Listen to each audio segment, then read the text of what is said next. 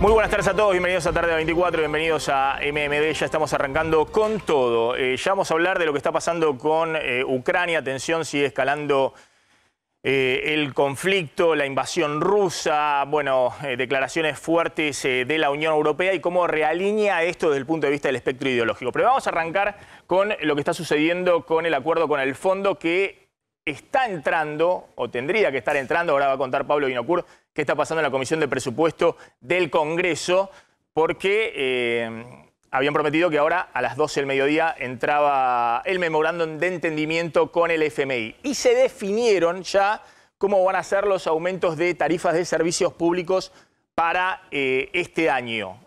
Lo anunció la vocera Gabriela Cerruti. Veamos los dilemas que plantea esto para la coalición de gobierno. Vemos ahí en la carátula claramente de un lado a Alberto Fernández y Guzmán enviando el proyecto de acuerdo con el Fondo Monetario, que hay que decir sí o no desde el Congreso. Obviamente el oficialismo apuesta, el gobierno, a que sea validado, porque si no la Argentina entraría en default y sería una catástrofe desde el punto de vista de la política económica.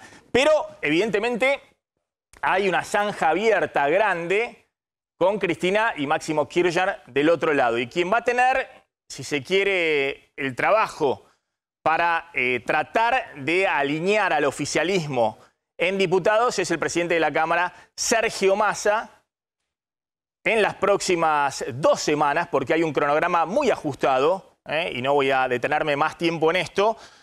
Ahora vamos a contar cuál es el cronograma para tratar el memorándum de entendimiento, que yo estaba pidiendo hasta recién a ver si lo enviaban de la Comisión de Presupuesto del Congreso, de la Cámara de Diputados, todavía no había llegado. Es decir, no lo tenían los diputados de la comisión por donde tiene que entrar el memorándum de entendimiento.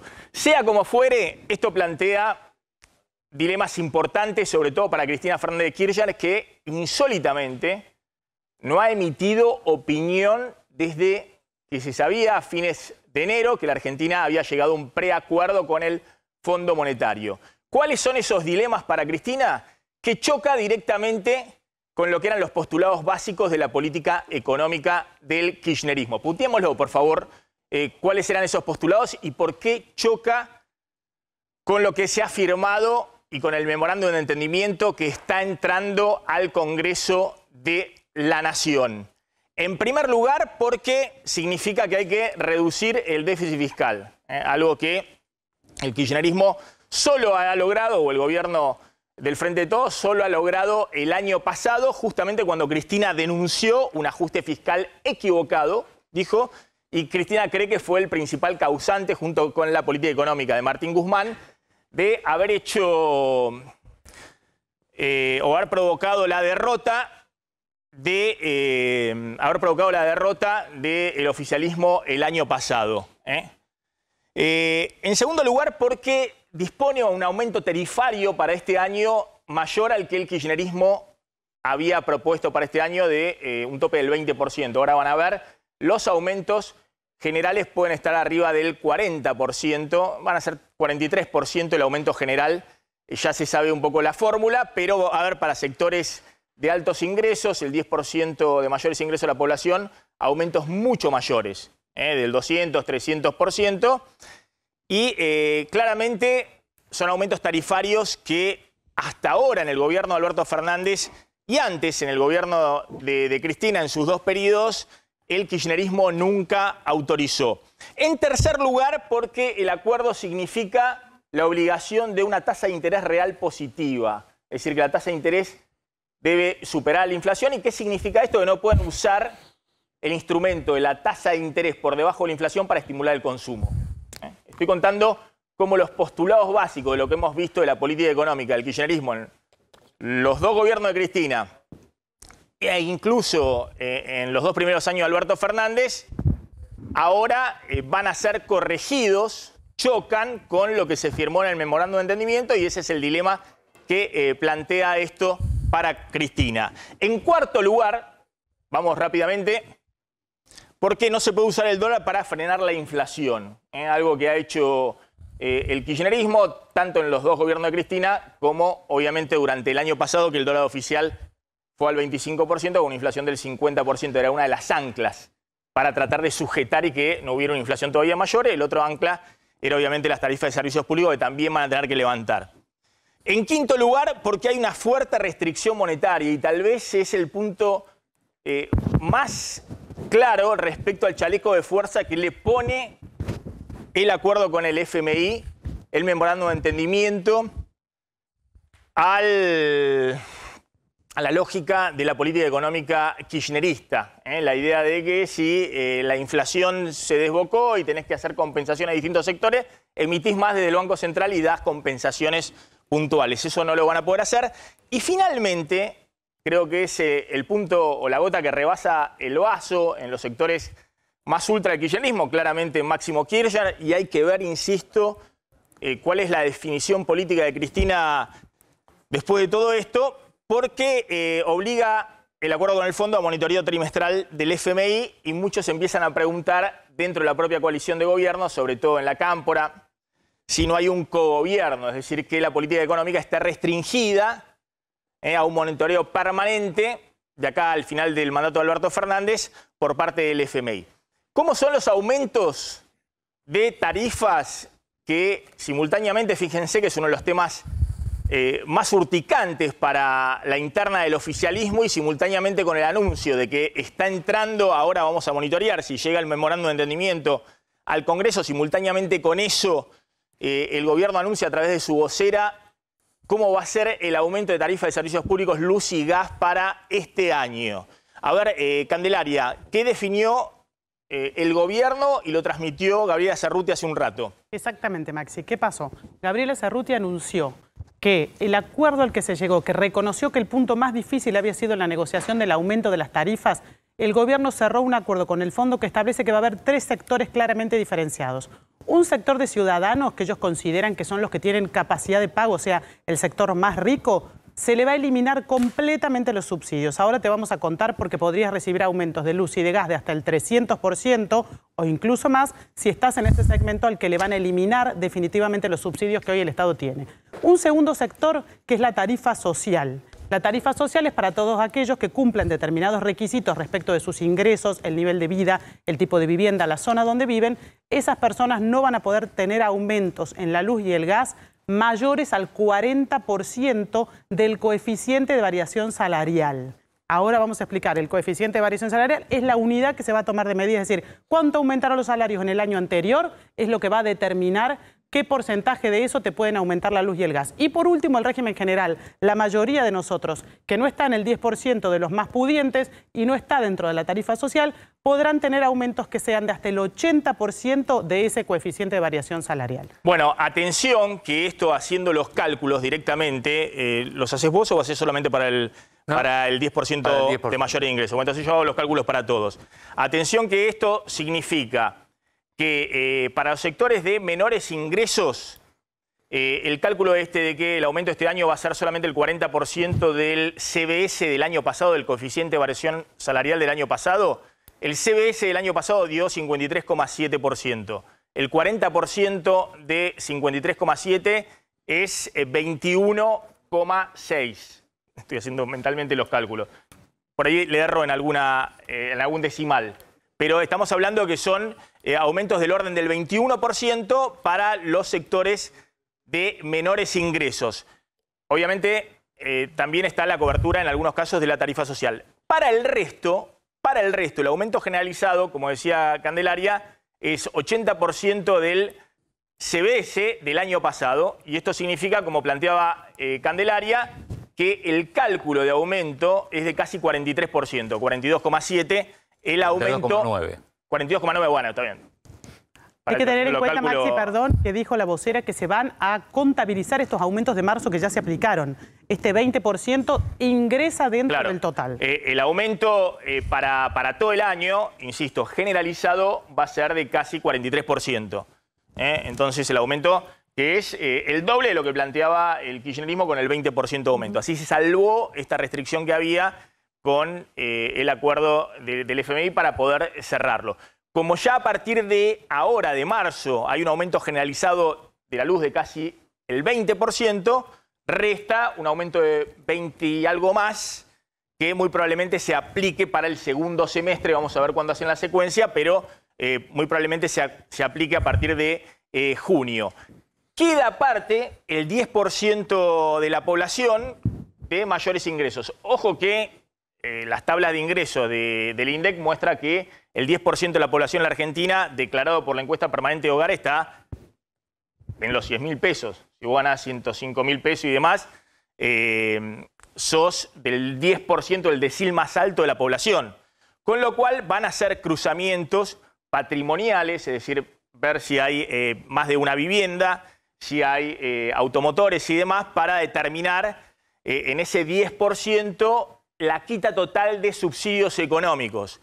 Es decir, en el resto son aumentos, pero continúan los subsidios energéticos. Se está tratando de achicar mínimamente la factura de subsidios.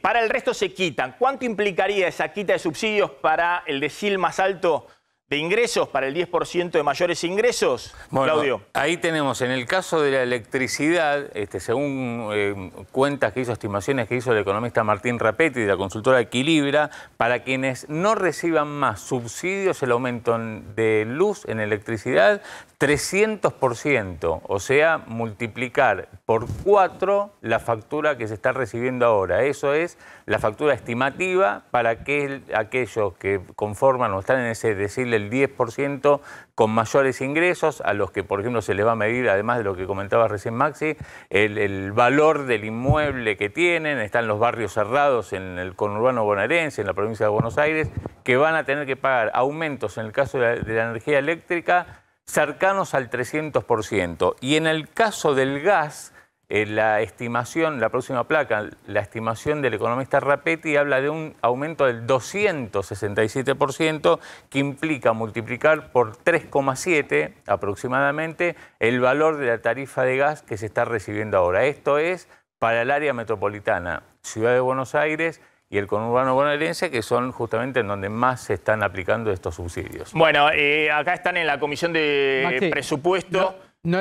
Te cuento, la Cámara de último de Diputados. momento, es la reunión de jefe de bloque, no reunión de presupuesto, la está presidiendo Sergio Massa, es la reunión de jefe de bloque, de labor parlamentaria, donde se está tratando de discutir un cronograma para tratar el acuerdo. Ahora, atención, porque esta reunión que tenía que empezar a las 12 y empezó un poquito más tarde, atención, estaba prevista que se haga con el acuerdo en la mano, con el proyecto de ley en la mano para discutir cómo iba a ser ese tratamiento.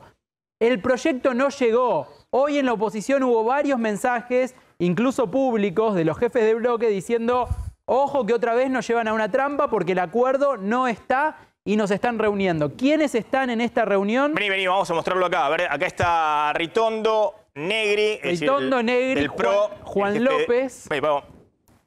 Ritondo, el jefe de diputados del PRO, Mario Negri, presidente del bloque del radicalismo, para que vamos a... Juan Manuel López de la Coalición Cívica. Juan Manuel López de la Coalición Cívica. Del otro lado está Carlos Heller, que va a ser el presidente de la Comisión de Presupuesto cuando inicie el debate. Está, por supuesto, Germán Martínez, Cecilia Moró, también. Vamos, perdón que son muchos, los repasamos. Está la secretaria legal y técnica Vilma Ibarra, pero básicamente es la reunión. Sí, Luis Di Giacomo, Rodrigo de Loredo está acá, el jefe de bloque de Lustó. Está también, bueno, y después los secretarios parlamentarios, ¿no? Están todos los jefes de bloque de la oposición, obviamente del propio Frente de Todos, y Massa presidiendo la reunión porque necesita ahora encontrar los votos fundamentalmente del oficialismo y el quórum de la oposición para poder aprobar el acuerdo con el Fondo Monetario. Ahora en un rato te vamos a contar cómo está el poroteo, porque hay un cierto temor en diputados. Pero por lo pronto, en esta reunión lo que se está discutiendo es el cronograma de tratamiento. ¿Cómo se va a tratar? ¿Cuándo va a ir Guzmán? ¿Y quiénes van a ser los especialistas que vayan a exponer sobre esto? Porque el oficialismo, ¿qué quiere? Que vayan también los economistas que responden al PRO y a Mauricio Macri, es decir, al gobierno anterior. Entre ellos, por ejemplo, Hernán Lacunza. Bueno, todo eso se está discutiendo en este momento. Maxi, ¿sabés que hay una cuestión que en el gobierno dicen que es una cuestión legal / política de por qué todavía no entró el proyecto que estaba previsto que lo haga hoy a las 12 del mediodía? Y lo que a mí me cuentan desde el gobierno es que hay una diferencia entre el staff del fondo de último momento con los técnicos argentinos de qué hacer en caso de que Argentina en algún momento incumpla las metas firmadas que van a salir por ley del Congreso. O sea, ¿qué pasa si, cada por ejemplo, 3 meses se incumple la meta de déficit fiscal? ¿Qué se hace? ¿El gobierno renegocia con el fondo y esa renegociación vuelve al Congreso para hacer bueno, ley? No? Bueno, eso... Pero es ridículo. No, lo que se hace en esos casos, pero hemos visto otros acuerdos. Esto de la aplicación de la aprobación por parte del Congreso. A ver, vamos a contar un poquito. Pues si no, parece que la Argentina nunca hizo un acuerdo con el fondo, ya hizo 21 acuerdos con el fondo y los incumplió todos.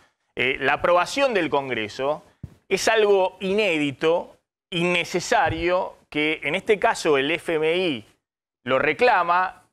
Y en primer momento la propia Cristina estaba de acuerdo para involucrarlos a todos, pero el FMI, porque el FMI está viendo que en la Argentina hay un problema de lo que se llama ownership, es decir, de que alguien se haga cargo del acuerdo con el fondo. Ahora nadie se quiere hacer cargo del acuerdo con el FMI. El oficialismo no se quiere hacer cargo porque dice el préstamo lo tomó Macri y la oposición no se quiere hacer cargo porque dice es el oficialismo el que tiene que pagar el costo político de tomar las medidas.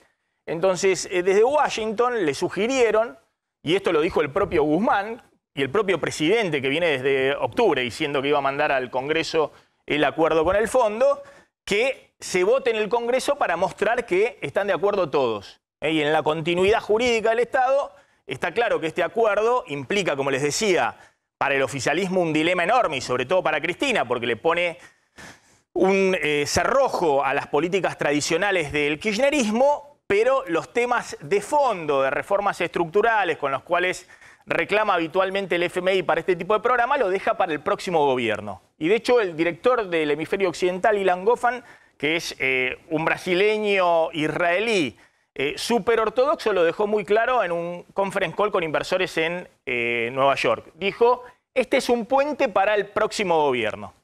Es decir, ahora vamos al ajuste fiscal, monetario, de acumulación de reserva, le ponemos un chaleco de fuerza. Los temas de fondo, reforma laboral, previsional, impositiva, se discuten con el próximo gobierno. El paso por el Congreso es lo que necesita el oficialismo para que el directorio del FMI, antes del 22 de marzo, apruebe el acuerdo y la Argentina reciba los 3.000 millones de dólares para pagar ese vencimiento y después están calzados todos los vencimientos durante 10 trimestres hasta mediados del 2024. Es obvio que si la Argentina incumple en uno de los trimestres va a ocurrir lo que siempre ocurrió en los acuerdos con el FMI. Es decir, que hay un waiver, una revisión de un waiver es un perdón, una revisión de las metas y a partir de ahí se sigue, digamos, con el programa económico. Pedirle, no sé, salvo que ya en Washington estén pidiendo que vayan todos de rodillas, es decir, pedirle que cada 3 meses, si hay un incumplimiento que no hay que descartar en el 2023, que es el año electoral, donde van a volar los misiles políticos. Digo, por suerte la Argentina no es conflicto de guerra hace mucho tiempo. Bueno, obviamente en el 2023, si hay algún waiver y demás, pedirle en medio de eso que pase por el Congreso, en medio de una campaña electoral, ya suena descabellado. Pero vos decís que están en esa discusión. Y sí, dentro del gobierno, porque ahí entra, digamos, hay diferencias dentro del mismo gobierno, porque mientras en el equipo económico lo que advierten es que esto ya estaba arreglado y pautado, esta diferencia legal, así la llaman, bueno, provocó a su vez una nueva interna, puertas adentro del equipo del gobierno, entre el Ministerio de Economía y la Casa Rosada, y que adjudican a esta cuestión la demora en el ingreso del proyecto al Congreso. Sí, me dice alguien que estuvo conversando mucho con Martín Guzmán que el tema no es el incumplimiento, sino el sobrecumplimiento. ¿Qué pasa si, como ocurrió el año pasado, hay un déficit fiscal menor al que figuraba en el presupuesto? El año pasado el déficit fiscal del presupuesto era 4,5% del PBI, el déficit fiscal primario, y Cristina diciéndole a Guzmán, no ejecutás el gasto público, estás subejecutando todo en el año electoral. Y el déficit fiscal primario después fue 3% del PBI. ¿Qué pasa con ese excedente de fondo? Está bien claro en el memorándum. Lo que pasa es que si hay un déficit fiscal o se sobrecumplen las metas, muy bien, te aplauden desde el FMI. Es decir, cualquier exceso de ingresos por encima de lo proyectado, dice en el memorándum, por lo menos en el borrador que hizo circular la oficina de Cristina del Senado, en medio de la negociación, para generarle ruido en la letra chica a Guzmán en el cierre final. El punto clave dice que no va a poder usarse eso para expandir el gasto público o para poder aumentar el gasto en tal o cual partida, sino que eso va a ir a mejorar el déficit fiscal, las cuentas fiscales. Ahora volvemos con el tema porque es clave ahora cómo se juega desde el punto de vista político. Y me interesa, Marcelo Elizondo está con nosotros, en un rato tu visión un poco de cómo ves este tema del acuerdo. Pero vamos a meternos en el tema Ucrania. Está Brenda Strumíger en Casa de Gobierno, tiene un último momento.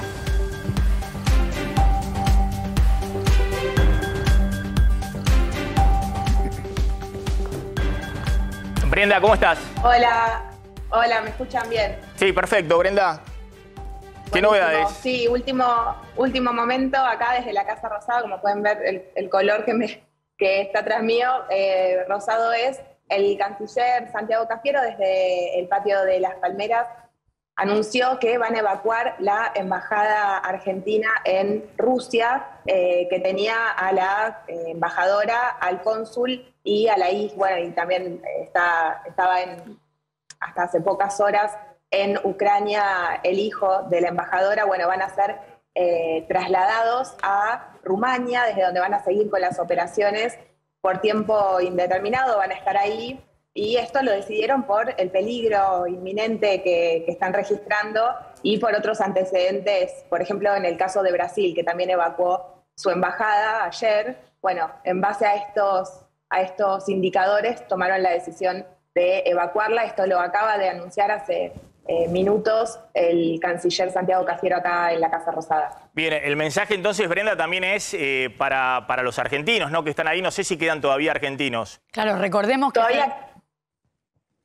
Sí, todavía quedan argentinos en Ucrania. Lo que pasa es que hay varios, lo que dicen desde la Cancillería, es que hay varios que todavía no tienen intenciones todavía, o que definitivamente no van a tener intenciones de dejar Ucrania porque quieren permanecer allí. Hay varios que salieron, la cifra todavía la estaban terminando de cerrar. Lo que me pasaron recién es que por ahora lograron egresar de Ucrania 72 argentinas y argentinos, y también 14 personas ucranianas que son familiares de estos argentinos que está viendo allá, bueno, a través de la articulación permanente entre las delegaciones de representantes de Argentina y los representantes allá. Muy bueno ese dato, Brenda. Gracias, muy amable, Brenda Strumíger. Gracias a ustedes. Que es, ahí está en Casa de Gobierno por Infobae, obviamente participa del programa. Flor, si querías agregar algo, que harían muy poquitos argentinos ahí, ¿no? Claro, por el momento habían dicho que eran 100. Claro, eran cerca de 100, por lo menos los que tenía registrado Cancillería. Recordemos que si más de 70 se fueron, ahí es donde el gobierno se propuso ver qué hacían. Como el resto les sostuvo hasta ahora que no quería irse, entonces les pareció un momento importante para que se trasladaran todos los funcionarios a otro lugar. Por ahora, entonces, los argentinos que quedan en Ucrania no quieren irse a otro lugar. Está con nosotros Bernabé Malacalza, que es investigador del CONICET en temas internacionales, es profesor de la DITELA y de la Universidad de Quilmes también. Gracias, Bernabé. Está Alexandra Petrakova, que es politóloga, tiene un PhD en la Universidad de California en Los Ángeles, pero está viviendo hace 14 años en la Argentina junto a su marido ruso y tienen 5 hijos, 4 de ellos acá, argentinos. Me interesa mucho que me cuentes un ratito cómo se ve desde Rusia toda esta movida de Putin y vos tenés familiares todavía allá y bueno, ¿qué pensás que puede ser una puerta de salida de este conflicto? Y como les decía Marcelo Elizondo, que es economista, y ahora vamos a ver, Marcelo, un poquito, siguen crujiendo los mercados y el precio de la energía volando y bueno, una economía internacional que también está sufriendo la desaceleración económica con alta inflación, el peor de los escenarios, digamos, porque te deja sin posibilidades de instrumento de política económica aquellos que creían que era el momento de subir las tasas de interés para frenar la inflación. Bernabé, ¿qué estás viendo de lo que está ocurriendo? La noticia de último momento no solamente es el discurso de Macron, ahora lo vamos a ver diciendo lo peor está por venir, muy fuerte el presidente francés, que se había comunicado con Zelensky y con Putin. Primero creo que habló con el presidente ucraniano y después se comunicó con Putin y la conclusión que sacó Macron es lo peor está por venir, y también las imágenes de lo que hemos visto terribles. Ahora sí, estas imágenes son incontrastables, digamos, ¿no? Por ahí a veces hacen testimonio de uno y de otro lado, me imagino lo que debe ser la guerra de información, la televisión rusa y demás, pero las imágenes de los edificios verdaderamente devastados, edificios civiles, digamos, estamos hablando de universidades, de departamentos, plazas y demás, bombardeados, son terribles, ¿no? Son esas imágenes que en algún momento hemos visto, por ejemplo, en otros escenarios de guerra verdaderamente dramáticos. Bernabé, ¿cómo ves la situación? ¿Qué está sucediendo en este momento?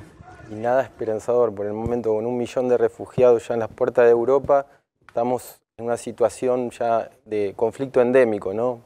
Pantano, diría, callejón sin salida. Si preguntamos de uno y otro bando, ¿no? ¿Qué se propone Putin? ¿Desnazificar? ¿Hacer un cambio de régimen? ¿Eso es posible?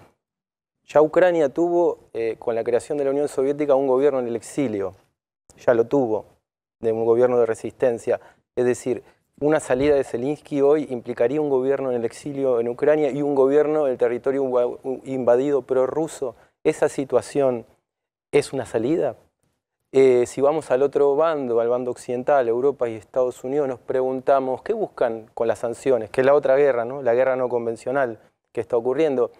Las sanciones existen desde 2014, desde la anexión de Crimea, las acciones de Europa y Estados Unidos contra Rusia.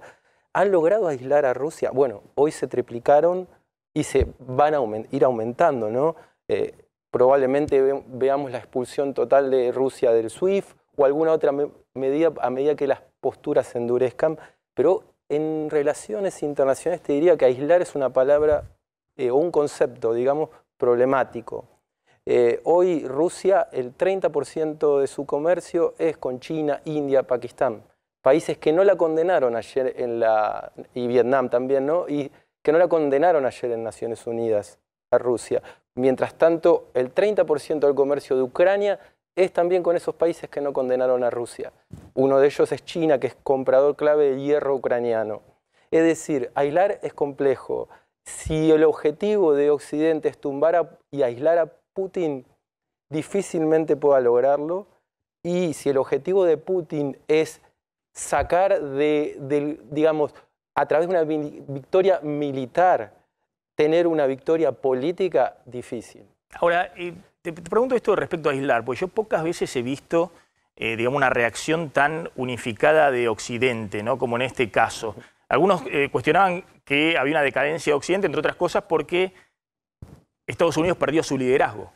Es decir, porque Biden no tenía su liderazgo, porque tenía la mitad del país dividido, y Trump tenía posiciones diametralmente opuestas, porque Europa no terminaba de hacer un liderazgo europeo, porque izquierda y derecha en todo el mundo simpatizaban con Putin, tenía una especie de soft power que entraba a través, no sé, de los millonarios en el fútbol inglés, en la cultura esta del capitalismo consumista, los millonarios gastando en Estados Unidos, en todos lados, rusos y demás, promocionando el entretenimiento. Bueno, lo que hablamos siempre de Putin recibiendo a artistas en todo el mundo. Todo eso un poco se derrumbó, digamos, porque lo que se ve verdaderamente es que hay un alineamiento muy fuerte, incluso para Biden. Creo que Biden, desde que llegó a la presidencia de Estados Unidos, nunca lo había aplaudido el Congreso norteamericano cerrando fila como lo aplaudió. La izquierda despegándose de Putin, diciendo que es alguien que financia a los partidos de derecha, digamos, en Europa, en contra de la democracia. ¿No ves que de alguna manera Putin quedó como totalmente aislado de lo que eran habituales, no digo aliados, pero era parte del capitalismo y de alguna manera se lo deja de lado, ¿no? Coincido en parte. Hay una mayor unificación de Europa Fue claro el discurso de Biden en la apertura de sesiones, pero hay un mayor consenso belicista, que eso me preocupa. Decimos, vemos a Alemania rompiendo una tradición de siglo, enviando armas, armamento. Hay una Europa más decidida a pelear, digamos, no a negociar diplomáticamente, que ese es el otro ámbito. ¿Qué pasa en el ámbito diplomático? Ahí vemos a Europa unida, vemos a Europa negociando, intentando abrir canales. No, no estamos observando eso. Estamos en posturas duras, de máxima. Hasta ahora el único que está buscando mediar es China. Alexandra, ¿cómo se vive? A mí me impresionó, te escuché decir que en Rusia, no sé si a través de las agencias de información, Putin maneja de otra manera, digamos, el conflicto. No es que todo el mundo se está levantando en contra de Putin en las calles, como hemos visto manifestaciones que los terminan deteniendo, ¿no?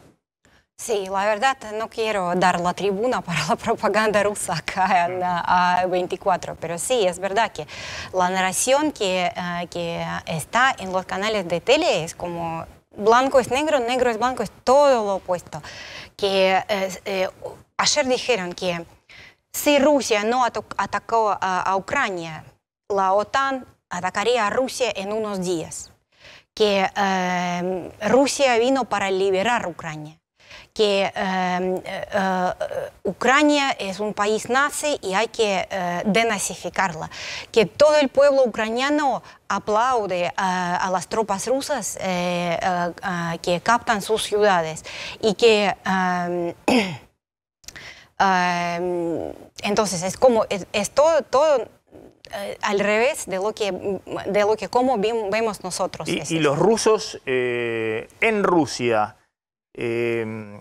¿aceptan ese mensaje? ¿De alguna manera creen ese mensaje?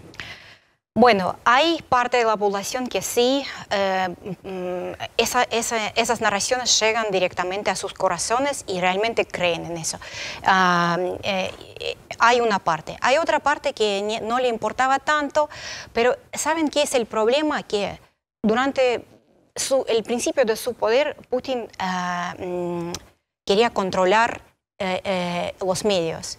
Y está muy exitoso en esta perspectiva, porque ahora, bueno, solamente hay los telecanales de gobierno o de facto gubernamentales. YouTube, Facebook, Instagram, Twitter ya están lentos, es muy difícil usarlas.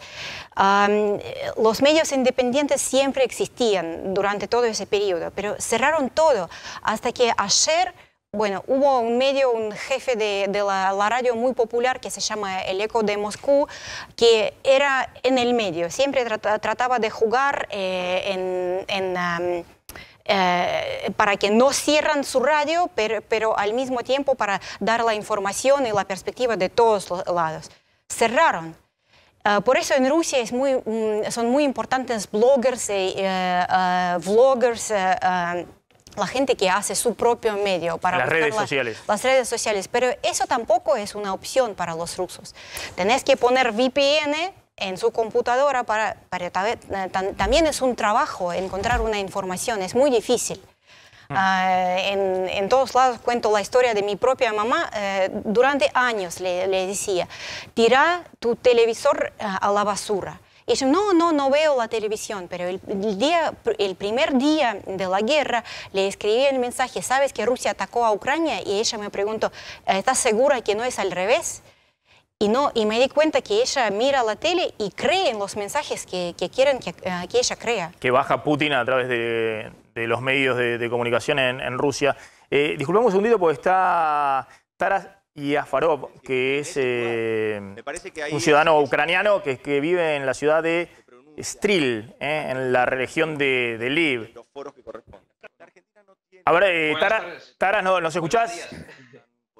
Sí, les escucho.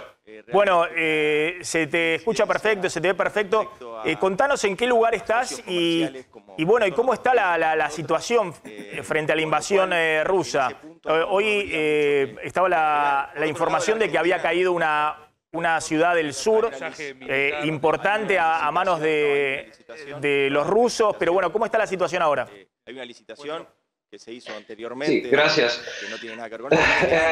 Yo estoy ubicado en la ciudad de Stryj, a 600 kilómetros de la capital de Kyiv, en la región de Lviv, entre las ciudades de Lviv e Ivano-Frankivsk, cerca de la frontera a Polonia y Montes Cárpatos. Aquí la situación está tranquila, esta ciudad está haciendo todo lo posible para enviar soporte humanitario, para enviar armas, para enviar protección personal para los militares, haciendo también cócteles Molotov por si acaso para la defensa local. Aquí hay productos, los servicios funcionan con normalidad. No obstante, sí, claro, sigue la guerra y conocemos de que en la ciudad de Jersón habían batallas dentro de la ciudad. Ellos atravesaron la ciudad, pero siguieron las batallas dentro de la ciudad. Ahora tenemos también información sobre batallas cerca de otra ciudad pequeña en el sur, Energodar, que es una ciudad que está cerca de una central atómica funcionante. Y en esta ciudad también, cerca de esta ciudad también ahora hay batallas. Al mismo tiempo, el ejército ucraniano ha progresado al norte y al este, saliendo a las fronteras y retomando las tierras donde han estado situados, las tierras controladas por terroristas durante los últimos 8 años en la ciudad de Horlovka y saliendo a la frontera en la región de Sumy. Taras, discúlpame, a ver si podemos ver un poquito en el mapa. Vos estás contando que estás en una región que está cerca de la frontera con Polonia, es decir, una región que es un poco el callejón de salida de aquellos que tratan de huir de la guerra y tratan de refugiarse, ya sea en Polonia o a partir de Polonia en otros países europeos. Correcto, bueno, esta ciudad está cerca de la ruta que la gente está usando para irse de Lviv a la frontera. Sí, entonces en la tarde aquí podemos ver luces de la autopista iluminada por el atasco de los coches yendo en la dirección de la frontera también. Claro, y esa zona es una zona que todavía no ha avanzado el ejército ruso. Las zonas más comprometidas son las zonas del sur y bueno, y ahora Kiev. Sí, la ciudad de Kyiv está de momento asediada de diferentes lados, pero los atacantes no tienen éxito. Las Fuerzas Armadas de Ucrania están retomando el control de una área suburbana que se llama Bucha, donde hubo batallas ardientes durante los últimos 2 días. Florencia, una pregunta. Taras, te consulto a partir de algo que dijo el presidente francés Emmanuel Macron. Él dijo lo peor está por venir. ¿En Ucrania están con esa sensación? ¿Vos tenés esa sensación? Bueno, nosotros no sabemos cómo será la crisis humanitaria provocada por esta guerra. No obstante, nosotros estamos unidos y preparados para solucionar cualquier tipo de inconvenientes, de problemas, de ayudar uno al otro, de hacer todo lo posible para salvar vidas humanas. Nosotros, claro, necesitamos soporte de todo el mundo para que la OTAN cierre la zona, cierre la nube de Ucrania, para que no haya peligro de futuros bombardeos, desde que sabemos que Rusia ha empezado a usar armas prohibidas por acuerdos y está cometiendo crímenes de la guerra. O sea, está pidiendo más ayuda de la OTAN, lo mismo que dice Zelensky, pero por ahora no está ocurriendo. ¿Qué pasa con las armas que están recibiendo?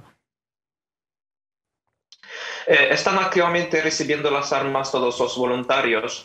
No obstante, ahora con la información que dispongo yo, no todos los voluntarios tienen, hasta los voluntarios con la experiencia militar que vienen a suscribirse no han obtenido bastantes armas para soportar la defensa local.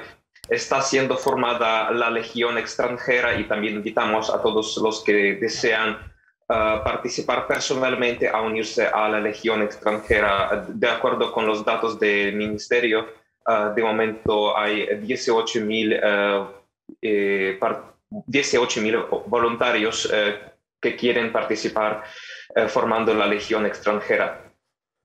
18.000 voluntarios. Bueno, todavía están buscando más gente. ¿En tu alrededor, en tu entorno está sucediendo eso? ¿Son voluntarios para ocuparse de esto? Sí, entre mis conocidos, entre las personas de mi empresa, hay voluntarios, hay gente que ya está preparada para marchar al este o para quedarse solo protegiendo la región local, desde que sabemos que Bielorrusia también se ha unido a la agresión. Necesitamos también proteger las fronteras cerca de Polonia. Esto que decías de la OTAN es por una sensación de desamparo respecto de lo que está ocurriendo en el mundo, ¿o sienten un acompañamiento del mundo? Sienten, digo, pero contanos lo que sentís vos. Todavía hay mucho que se puede hacer en términos de ayuda humanitaria, en términos de soporte militar. Es importante demostrar a Putin que sus acciones terroristas amenazando a todo el mundo con las armas nucleares deben ser paradas y deben ser paradas estrictamente. Taras, gracias. Mucha suerte y muchas gracias por haber podido atendernos. Hay distintos mensajes respecto a gente que ha emigrado a la Argentina de esa región de Lviv.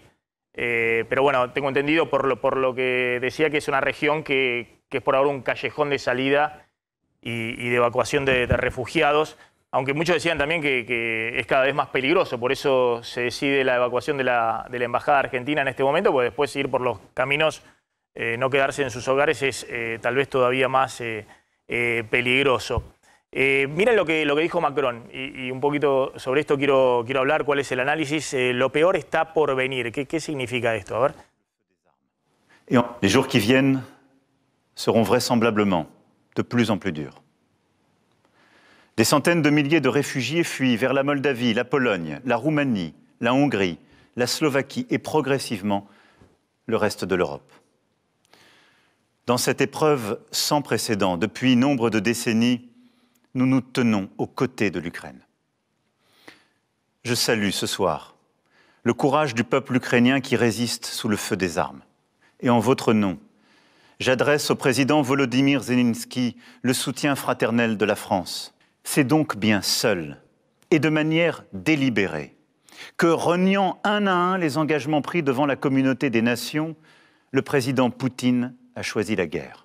Et pour autant... Bueno, ahí está Macron, ¿no? Lo peor está por venir. Los días por venir van a ser los más duros. ¿Qué significa este mensaje de Macron? No sé si, Marcelo, querés... Bueno, se ha comunicado con las autoridades rusas. El presidente Macron ha estado haciendo esfuerzos de diálogo, por supuesto tomando partido, no desde una posición de neutralidad, pero él tiene noticias de haber hablado con el presidente Putin.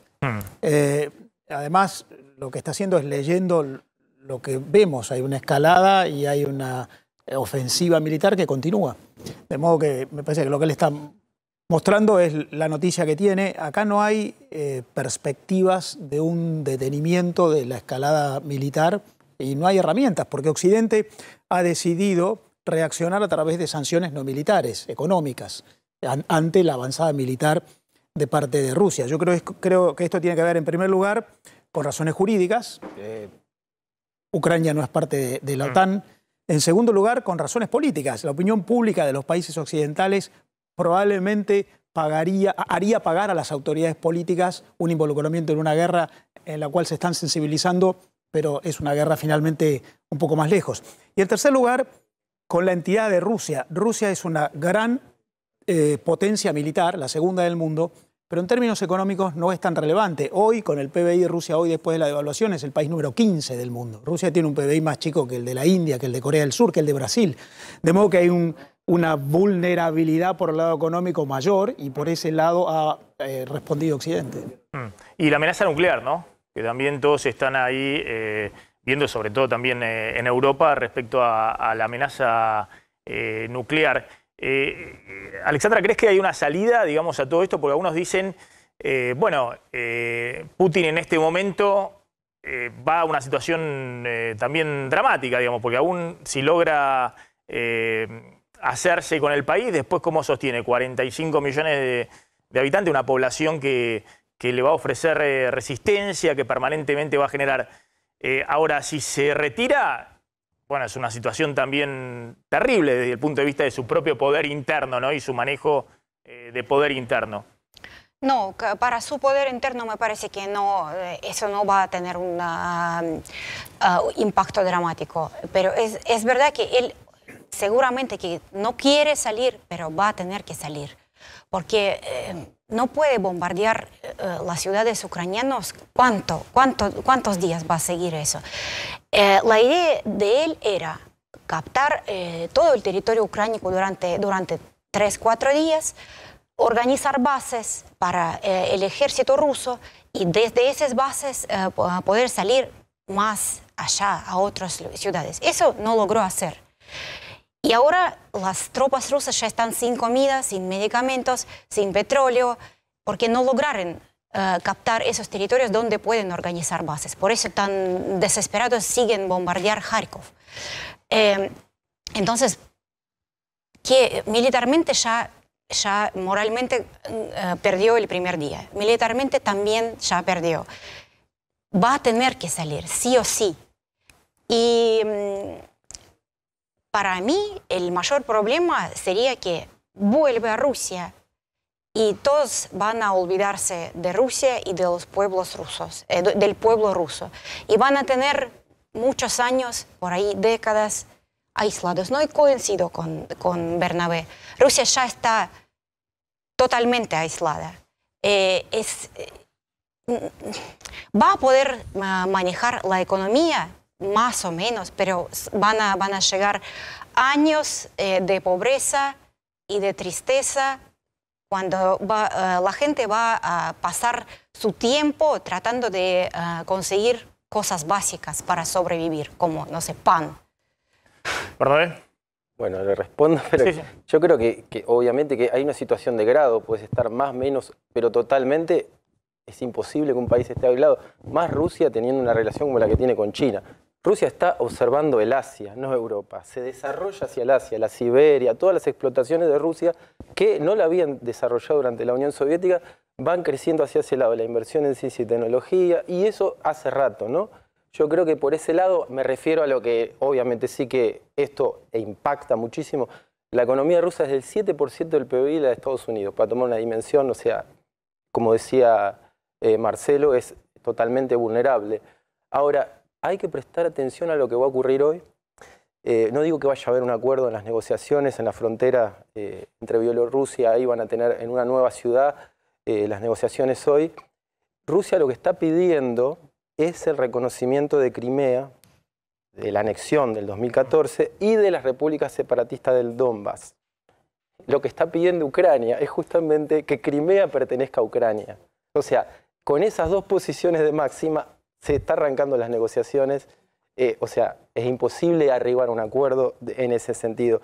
¿Qué va a intentar? Imagino que lo que está pidiendo el gobierno de Ucrania en primer momento es el retiro de las tropas de la invasión. En el fondo de todo esto está el cese al fuego. Obviamente que ese sería el corolario de toda esta negociación. Eso, obviamente, el cese al fuego, pero de ningún modo eso va a ocurrir. Las tropas rusas en el sur ya están hace años y la invasión se va a mantener. Creo que una posible negociación va a tener lugar o se va a abrir a partir de una victoria militar, de la toma de Kiev y de la salida ya hacia Polonia o hacia Europa del gobierno ucraniano. Eso va a abrir una etapa de negociación donde Rusia obviamente va a estar más fuerte. Por lo tanto, Occidente, el discurso de Macron tiene que ver con eso, lo que está buscando es dilatar eso. Es decir, ayudar a la resistencia ucraniana para que esto se convierta en un Vietnam para Rusia o un Afganistán como ya lo tuvo la Unión Soviética. Y eso también tiene que ver, lo de Macron está totalmente alineado a Biden, ¿no? Al discurso de Biden. Les agradezco, gracias a los dos, Alexandra, gracias Bernabé. Te quedas, Marcelo, vemos un poquito el tema FMI. Bueno, terminó la reunión con presidentes del bloque, con Sergio Massa, presidentes del bloque reunidos con Sergio Massa. Me dice alguien que está viniendo para acá, integrante de la Comisión de Presupuesto, que todavía no llegó ahí el memorándum de entendimiento. Por ahora no llegó. En la reunión lo que sí se anticipó es el articulado de la ley, ¿sí? Solamente el articulado de la ley. Son 3 artículos nada más y lo que no llegó es el entendimiento, que son los anexos de la ley. Es decir, se discutió recién cuál va a ser el cronograma de tratamiento y atención que hay una novedad, Maxi. Atención, ¿por qué? Una vez que ingrese el proyecto, el lunes estará en la Cámara de Diputados Martín Guzmán exponiendo. El martes, de acuerdo a lo que se acordó recién, va a ir la CGT y empresarios. Y entre el jueves y el viernes se trataría en el recinto de diputados el proyecto de ley de entendimiento con el Fondo Monetario Internacional.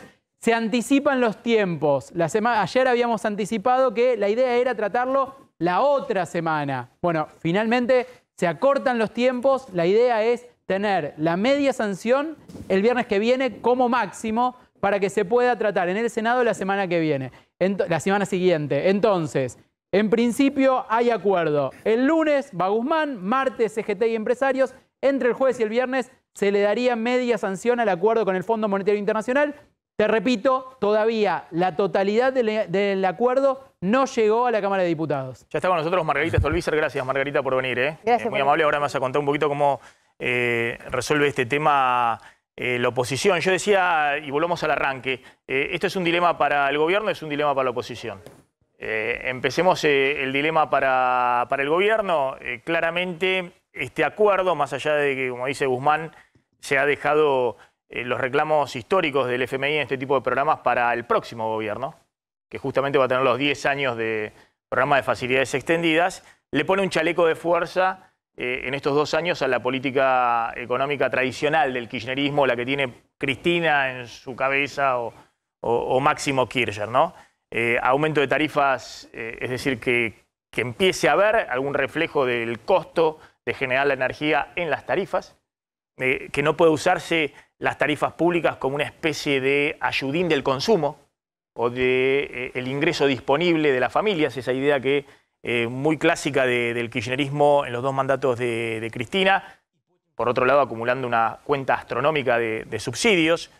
Por eso lo que contamos, y ahora vamos a repasar los aumentos que se han ya acordado para este año de luz y gas en el memorándum de entendimiento con el FMI. Reducción del déficit fiscal, algo que el único año donde hubo una reducción fuerte del déficit desde el año 2010, cuando Argentina, o 2011, cuando empieza con déficit fiscal, bajo mandato de un gobierno kirchnerista, peronista, como quieran llamarlo, fue el año pasado y Cristina salió a denunciar el ajuste fiscal equivocado en medio del año electoral. Bueno, este año hay que reducir el déficit fiscal más que el año pasado y el año que viene, que es un año electoral, hay que seguir reduciendo el déficit fiscal. Tasa de interés real positiva, no se puede usar que la tasa de interés, el costo del crédito no puede estar por debajo de la inflación, con lo cual eso te acota mucho la posibilidad de expandir el consumo vía crédito barato, que hizo siempre el kirchnerismo, incluso en los 2 años de Alberto Fernández. En cuarto lugar, además de estos que mencionaba, no se puede usar el dólar para frenar la inflación. El tema de anclar el tipo de cambio oficial para tratar de desacelerar un poquito la inflación, cosa que hizo Cristina durante todos sus 2 mandatos y hizo Alberto Fernández también a partir de marzo del año pasado. No lo hizo en su primer año, lo tuvo que hacer en el año pasado porque se le disparaba la inflación y usó el ancla cambiaria. Una fuerte restricción monetaria, es decir, las discusiones entre los economistas y la emisión monetaria es la principal causa de la inflación o no, si es multicausal o no. La salda el acuerdo con el fondo porque impone una restricción monetaria que la Argentina no tuvo ni siquiera en el último año del gobierno de Macri, digamos que emitió más de 2 puntos del PBI para financiar al Tesoro. Este año va a haber que emitir solo 1% del PBI. El único momento que la Argentina tuvo menos de 1% del PBI de emisión monetaria fue cuando Macri abrió los 70.000 millones de dólares de emisión de deuda en el exterior. Si no, uno ve el promedio de emisión del Banco Central financiando el Tesoro los últimos 15 años y siempre estuvo arriba del 2% del PBI, es decir, un chaleco de fuerza fuerte para el kirchnerismo en términos de cuál es su idiosincrasia y sus ideas económicas. Y finalmente monitoreo trimestral, que es cada 3 meses te digo si hiciste bien los deberes o no, de las misiones del FMI, y que ya ha entrado en los medios del oficialismo la discusión si va a haber cogobierno o no en los 2 años o menos de 2 años que le queda mandato a Alberto Fernández. Cogobierno no con Cristina. Cristina se queja de que justamente ella no puede cogobernar porque Alberto Fernández finalmente no le hace caso en muchas cosas, en los funcionarios, en la orientación, en la negociación con el fondo y demás, sino cogobierno con el FMI, que obviamente para el kirchnerismo es mucho peor. Marcelo, y ahora voy con Margarita, porque Margarita está ahí en el Congreso y lo que empieza a discutirse ahora también es, bueno, ante esta grieta que hay en el frente de todos, cómo se planta la oposición, que también tiene sus propias grietas respecto a qué hacer con el acuerdo con el fondo. A mí me parece que las 2 partes tienen un problema. El gobierno tiene que refinanciar la deuda y le cae antipático dialogar con el fondo, no por el fondo en sí, sino por lo que el fondo le pide. Y el fondo tiene un problema, tiene un acreedor enorme, la Argentina, el mayor acreedor en el mundo. Y es como que los dos están estirando para encontrar un punto de acuerdo. Ese punto de acuerdo es un punto de acuerdo mínimo. Lo que vos estás diciendo es, bueno, lo mínimo posible en materia fiscal, lo mínimo posible en materia cambiaria, lo mínimo posible en materia monetaria, 2 años, y como dijo Ilan Goldfan, dentro de 2 años habrá otro gobierno y ahí se podrán hablar de cosas más profundas. Yo creo que los dos están sacando el problema de encima y están llegando a ese mínimo punto de contacto. Es un acuerdo como para salir del paso. Lo curioso es que en realidad lo que no está en conversación con el Fondo Monetario, y que probablemente no debería estar, pero es un problema de la Argentina, es que en algún momento va a haber que resolver los problemas de fondo que son antecedentes. Por ejemplo, en algún momento la deuda pública la vamos a tener que tratar como la tratan los demás países del mundo. Se referencia a un mercado de capitales en el cual podemos actuar porque tenemos reputación o tenemos una situación fiscal consolidada, sostenible. En algún momento vamos a tener que tener un sistema cambiario que no dependa de cepos y de prohibiciones y en el que el Banco Central no sea el único proveedor de dólares, que es consecuencia de un tipo de cambio oficial muy por debajo del tipo de cambio de mercado. En algún momento vamos a tener que resolver problemas de fondo, incluso los otros que tienen que ver con una economía que hace 10 años que no crece, que no genera empleo, con una tasa de inversión que es 25% más baja que la del promedio de Latinoamérica. Eso no se está conversando. No digo que se deba conversar con el Fondo Monetario, a lo mejor no. Pero ese es el antecedente de que estemos poniendo parches y encontrando la mínima solución posible para resolver el problema de corto plazo de los dos. Los dos patearon la pelota para dentro de 2 años. Sí, igualmente lo que yo planteo es, una cosa es el acuerdo, lo que nosotros vemos como economistas, que habría que hacer esto, lo otro y demás, y otra cosa es cómo se implementa políticamente. Bueno, ahí digamos, porque estamos en una democracia, no estamos ni en Putin ni en China, digamos, en donde los gobiernos autocráticos dicen, vamos por acá.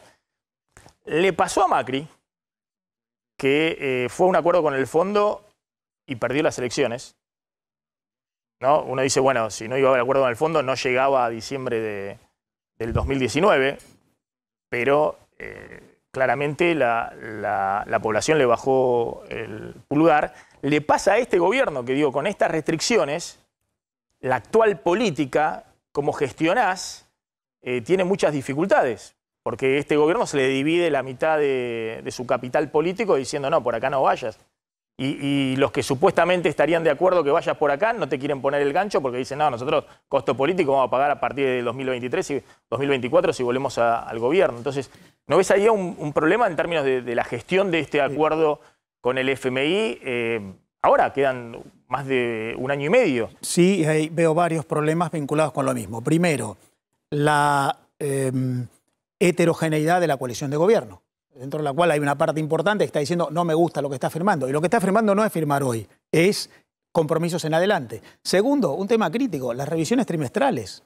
Cada 3 meses vas a tener al Fondo Monetario que va a venir a revisar, que va a exigir cosas, que en algunos casos probablemente va a exigir renegociaciones. Y eso va a generar un problema político dentro de la coalición, una discusión política en la Argentina, incluso problemas de expectativas en los mercados. Claro. Y otra vez se van a poner nerviosos, y otra vez. Ojo, que el Fondo Monetario te está concediendo un crédito nuevo para cancelar obligaciones viejas, pero no te da la plata one shot, te la va a ir liberando. A diferencia de como le dio a Macri, que le dio prácticamente todo el financiamiento en 6 meses, en 8 meses, acá te la va dando de a poquito simplemente para que vos pagues los vencimientos que te van cayendo en ese momento. Por lo tanto, vamos a tener expectativas. Uy, cuidado, la revisión trimestral no vamos a cumplir. Y el desembolso y el vencimiento precoz. Claro. Acá inicia un proceso de discusión. Como yo te digo, todo corto plazo por 2 años. Me parece que la Argentina en algún momento tiene que empezar a pensar en soluciones de fondo. Marcelo, gracias, muy amable. Yo me voy con Margarita. Veamos, bueno, para un segundo. Porque justo estaba escuchando recién ahí, ahora trato de... Bueno, vamos con el tema político, lo que está ocurriendo en este momento en el Congreso. Sí. Contame bien en el cronograma. A ver, vamos a repasar muy justo para poder aprobar o no el acuerdo. Sí, porque hay una diferencia, quizás Claudio la puede precisar más, o vos, Maxi, porque el vencimiento del próximo vencimiento con el Fondo Monetario es el 22 de marzo. Ahora, según lo que dicen fuentes parlamentarias, el 17 de marzo hay una reunión del board del FMI y la idea es aprobar el acuerdo antes de esa reunión. Eso quizás confírmenmelo ustedes, pero esto es lo que se está hablando en el Congreso en este momento. ¿Cuál es la situación entonces? Quieren apretar los tiempos. La idea era que haya 2 semanas de debate en la Cámara de Diputados o 10 días. Finalmente va a ser el lunes, va Guzmán al Congreso. Martes, CGT y empresarios. A ver, esperemos un segundito que está hablando en vivo Ritondo, el presidente del bloque del PRO, que acaba de salir a la reunión con Sergio Massa. Son una reseña de lo que serían los anexos, seguramente muy chico. Uno de los anexos, la verdad que uno lo puede contar, porque tiene que ver básicamente con lo que hoy anunció la vocera Gabriela Cerruti sobre los aumentos de tarifa. El otro tiene que ver más con los temas económicos, la verdad que no pudimos leerlo porque estuvimos en la reunión. Se decidió que el lunes a las 14 horas la comisión de presupuesto va a empezar a funcionar con los funcionarios, donde va a venir el jefe de gabinete, el ministro de Economía, el presidente del Banco Central y el presidente y el representante de Chodos con el Fondo Monetario. El día martes vendrán gobernadores y organizaciones. Miércoles y hasta que se agote, el miércoles empieza el debate de diputados hasta que se agote, y después que se agote, lógicamente se dictaminará y se irá a recinto.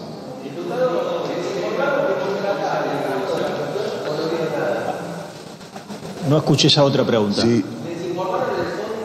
No, es como que viene en cuotas el tema, ¿no? Porque hoy, como bien dice Cristian, lo que tenemos solamente es un articulado que se lo simplifica, es un solo artículo que dice que se aprueben como parte integrante de este articulado los anexos, pero los anexos todavía no han llegado, están discutiendo esos technicals que se llama, que es la traducción literal.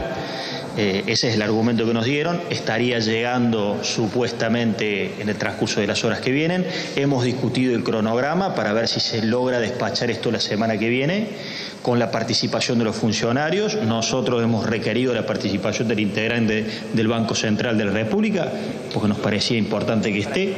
Tenemos que evaluar nuestros bloques y pedimos más participaciones como el secretario de Energía, porque uno de los temas, saben bien ustedes, más sensible tiene que ver con las tarifas. Después, organizaciones socioeconómicas. Está en discusión si la sesión de diputados va a ser el jueves o el viernes, va a depender del debate en comisión.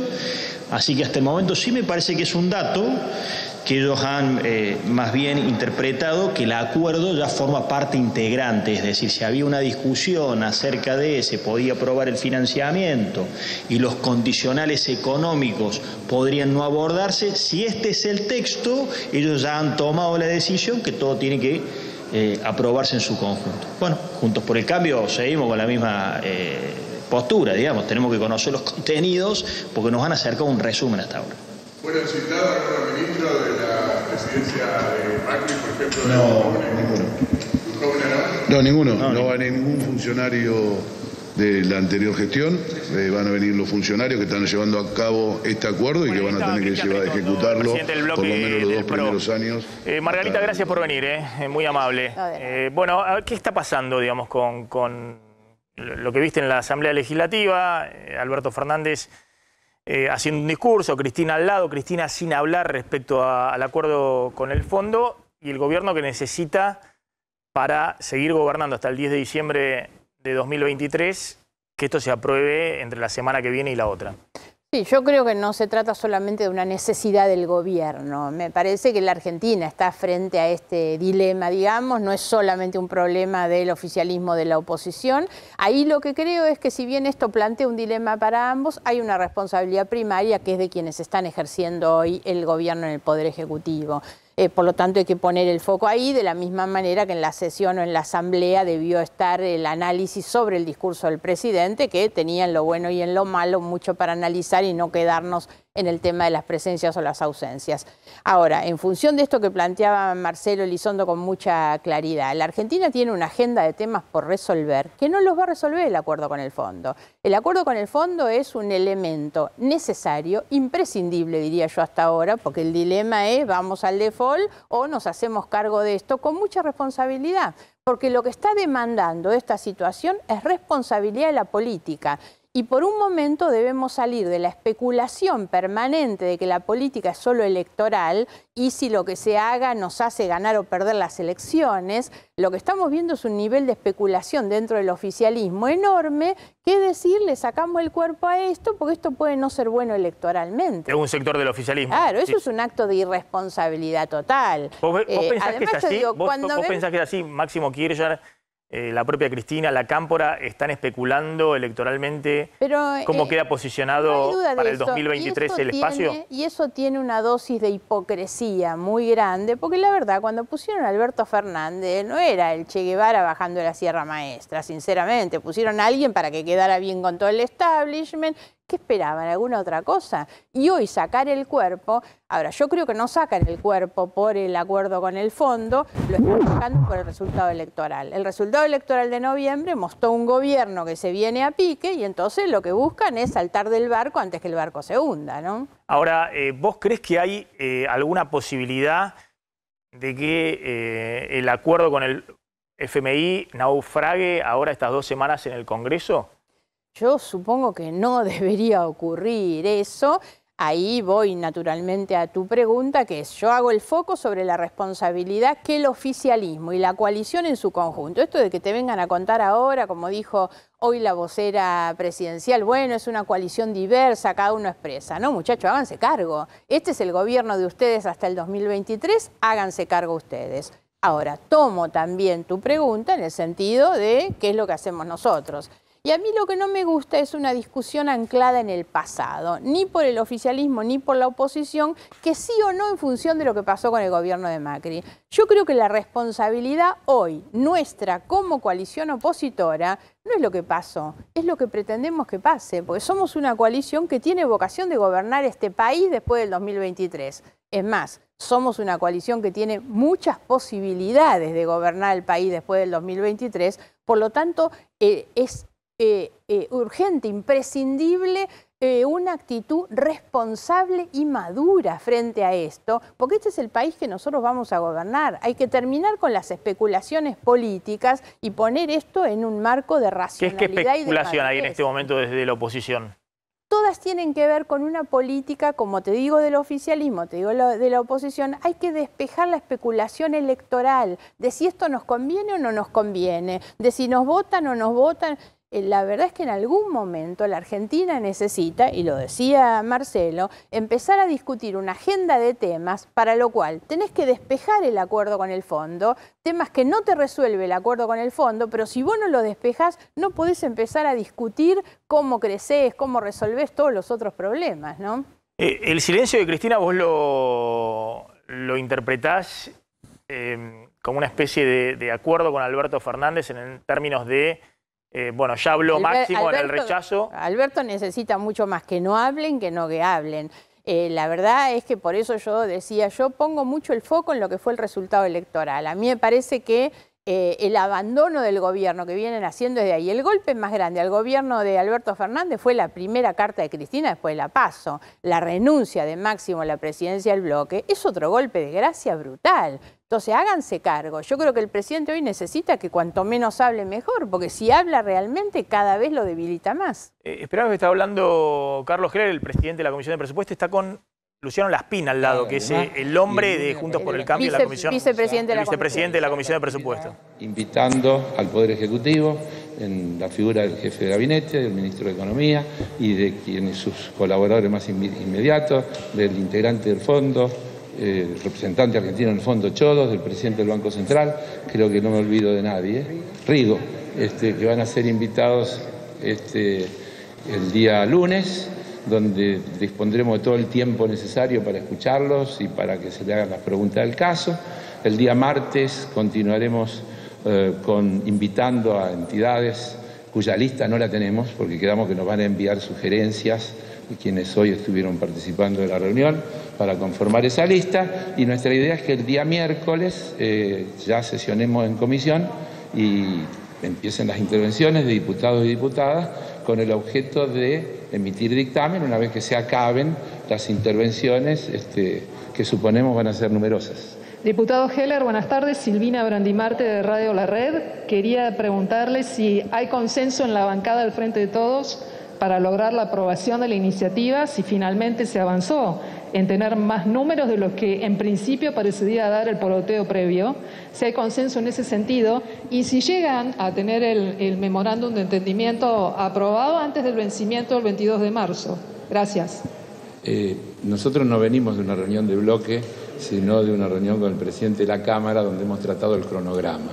Y no hemos tratado ninguna otra cosa que el cronograma. Sobre las cosas que tienen que ver con el bloque, yo les diría que le pregunten al presidente del bloque y no a mí. Pero usted es miembro de ese bloque, es una persona importante. Pero no ha habido una reunión del bloque donde el tema se ha tratado como para que yo le pueda contestar, por eso la estoy remitiendo al presidente del bloque. Bien. Es una buena foto. Sí, bueno, Luciano Laspina fue anteriormente presidente de la Comisión de Presupuesto y es un hombre que tiene, suele tener diálogo, ¿no?, en el Congreso con... Pero la foto habla de un mínimo acuerdo de funcionamiento, ¿no? Y creo que eso es bueno, más allá de lo que pase después. Sí, de hecho hubo críticas internas en la reunión porque, claro, la reunión estaba convocada supuestamente con el acuerdo en la mano, porque le habían prometido eso a la oposición, no pasó y sin embargo no hay reproches por eso, ¿no? Digamos, y también tener en cuenta esto, que es la primera vez que entra un acuerdo, que entraría por diputados, un acuerdo con el Fondo Monetario Internacional, que es la primera vez que se debate en el Congreso, ¿no? A ver qué dice Laspina. ¿Funcionarios del gobierno de Cambiemos? No, que eso quedó descartado porque no estamos tratando un proyecto de ley que implique una auditoría de lo que fue el acuerdo del 2018. Estamos tratando un nuevo programa y sobre eso vamos a discutir, así que eso quedó descartado al inicio de la reunión. Gracias. Bueno, ahí estaban. Gracias a ustedes. Ahí estaban Heller y Laspina. Yo pensaba que Heller, supongo, acompaña el acuerdo, es el presidente de la Comisión de Presupuesto, acompaña ya anticipó su voto al oficialismo, obviamente. A Alberto Fernández. Qué complejo que es para el oficialismo, dada su conformación interna, tener que impulsar efectivamente la aprobación en el Congreso del acuerdo, ¿no? Yo creo que Cristina inicialmente pensó esa idea, que Cristina, cuando Guzmán le dijo, miren, en Washington me está diciendo que sería bueno que hubiese cierto consenso, pero no era un requisito, no era una condición. Claro. Cristina la tomó y ella lo impulsó esa idea. Ahora, termina siendo una...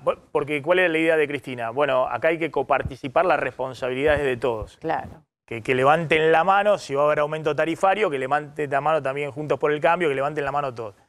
Ahora, termina siendo una situación muy tensionante desde el punto de vista institucional para el gobierno, ¿no? Para Alberto Fernández y también para el kirchnerismo. Digamos, esta situación donde Máximo Kirchner no va a la Asamblea Legislativa del presidente. Para mí eso fue un punto. Yo hasta la Asamblea tenía confianza en que la situación iba a implicar, como muchas otras veces, tragarse un sapo, pero terminar sentándose y acompañando, digamos. Me parece que eso era lo razonable. Me impactó mucho la ausencia de Máximo durante el discurso del presidente en la Asamblea Legislativa y me parece que eso marca que el conflicto es más grande de lo que por lo menos yo podía pensar, ¿no? Margarita, te quería consultar, porque en una parte del oficialismo sabe que necesitan los votos o el acompañamiento de la oposición para poder sancionar esta ley, más allá de que entren en juego las abstenciones en la Cámara de Diputados, etcétera.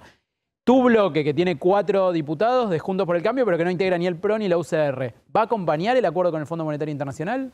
La verdad es que lo que nosotros venimos planteando, y eso forma parte de la responsabilidad con la que queremos actuar, es que es imposible fijar una posición sin conocer contenidos. No sería bueno, no sería lógico, digamos, que nosotros dijéramos sí o no a algo que no conocemos. No se conoce ni la letra chica ni la letra grande, ni hoy llegó siquiera el anexo con la información. Sí hemos dicho, vamos a actuar con responsabilidad. El acuerdo o cerrar el acuerdo y la negociación es un paso necesario, no suficiente para resolver los problemas de la Argentina y en ese sentido vamos a actuar. Pero ahora, podrías acompañar entonces. Esto se debe todavía una discusión dentro del interbloque grande, digamos, y es lo que nosotros pretendemos dar. Porque hay sectores del PRO que dicen no vamos a acompañar de ninguna manera. Sí, yo creo que hay que esperar un poquito en los contenidos y el debate que se vayan a dar el interbloque. No sé si viste el cruce entre halcones y palomas dentro de Juntos por el Cambio, lo que está acá en un tuit, lo que le dijeron a Facundo Manes, un senador de Juntos por el Cambio de la provincia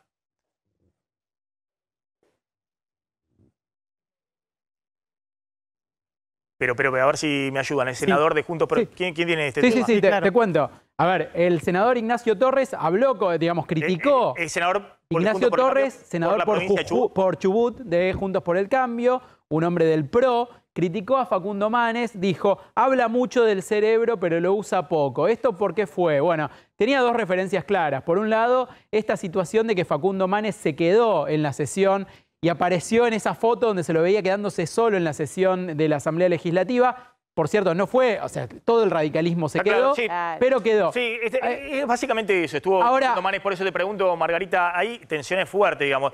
Se quedó Manes cuando todos se levantaron, no sé si vos te quedaste o... sí, no, pero es que además vos también te quedaste. Solamente el bloque del PRO se quedó. Se levantó. Quedó el bloque del radicalismo entero. Manes forma parte del bloque del radicalismo, se quedó toda la coalición cívica, nuestro bloque también y otros bloques opositores, así que... Yo respeto cómo cada uno recibe la crítica, pero el Parlamento es esencialmente ir a escuchar y a ser escuchado, a criticar y aceptar las críticas. Esa es la vida parlamentaria, ¿no? Claro, de alguna manera uno tiene la impresión de que lo que se está discutiendo acá es, hay una lógica de construcción también que a un sector del PRO le fue muy bien en la derrota electoral, porque Macri no solamente terminó su mandato... El juego de la polarización siempre fue redituable en términos electorales, claro, pero es malo para el país. ¿Cómo Macri saca 41% de los votos después de 2 años de recesión, de evaluación? Es decir, una situación... Enfrente tenía Cristina, digamos, y el rechazo profundo que genera en un sector grande de la sociedad Cristina Fernández de Kirchner... más también el trabajo con un núcleo duro, como tiene Cristina, que también ha hecho Mauricio Macri, le permitió sacar 41% de los votos. Un capital enorme para un gobierno que perdió una elección presidencial.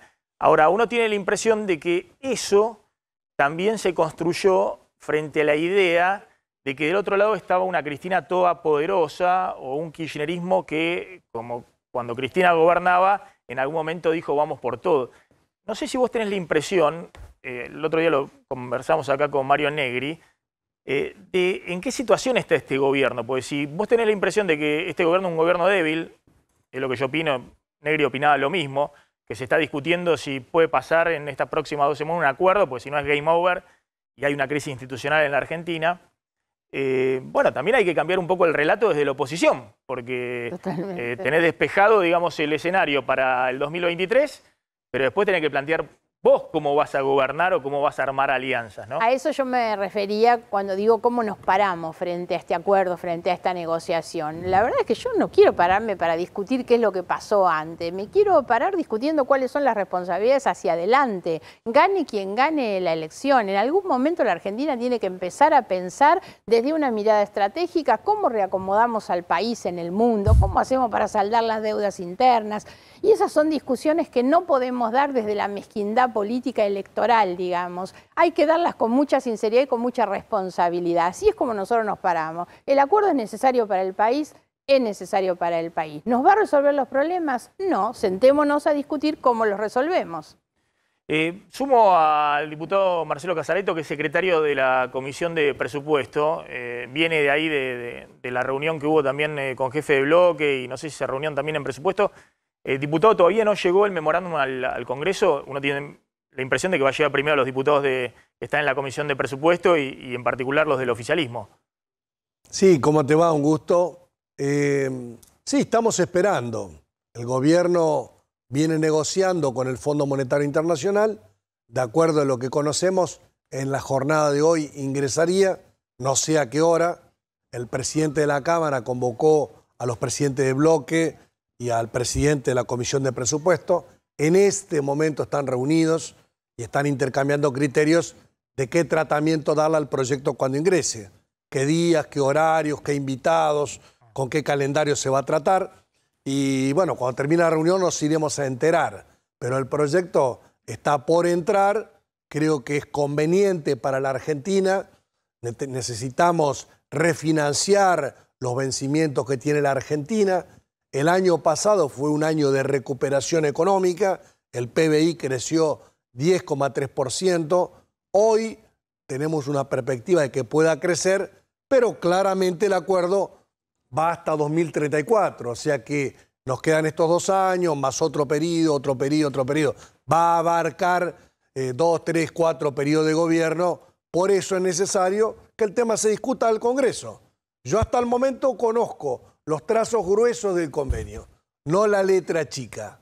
Así que lo voy a conocer en el mismo momento que Margarita, que vos y que el común de los argentinos. Le hago una pregunta, porque hay una situación verdaderamente inusual en la política argentina, por lo menos la reciente, digamos, ¿no? Donde en su momento Néstor Kirchner, Cristina Fernández de Kirchner, el propio Mauricio Macri, con algunas divisiones internas, pero el tema era cómo podían sumar terceros bloques, cómo hacían alianza con el peronismo no kirchnerista o con los gobernadores, no.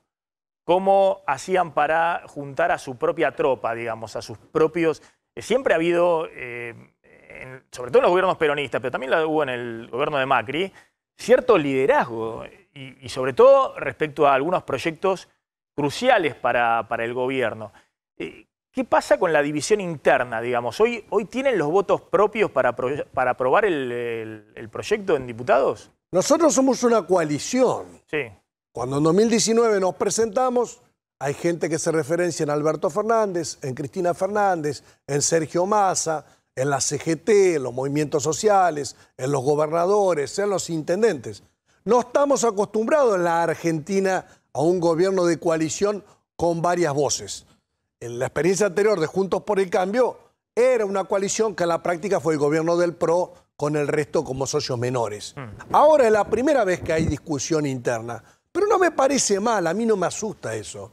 A mí me gusta de que ahora el tema se discuta en el Parlamento, que todos conozcamos los trazos generales y la letra chica. Es la primera vez que va a ocurrir, donde la Argentina va a asumir un compromiso a futuro y todos podemos opinar. Si nosotros el año que viene los argentinos nos dan la confianza para seguir, habremos sabido lo que tratamos. Si la gente optara por otra alternativa política, todos habrán sabido qué es lo que se discutió en este momento. Así que nosotros En este momento tenemos el liderazgo.